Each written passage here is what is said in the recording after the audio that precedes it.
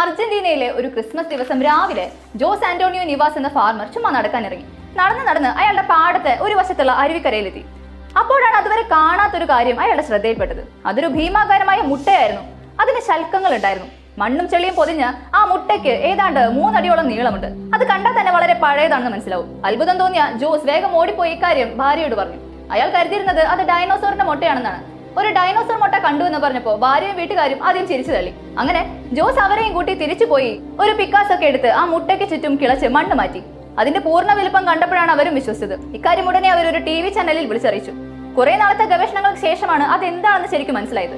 അത് മുട്ടയൊന്നുമായിരുന്നില്ല. വർഷങ്ങൾക്ക് മുമ്പ് ഭൂമിയിൽ ജീവിച്ചിരുന്ന ഗ്ലിപ്റ്റോഡോണ്ട് എന്നൊരു ജീവിയുടെ പുറന്തോടായിരുന്നു അത്.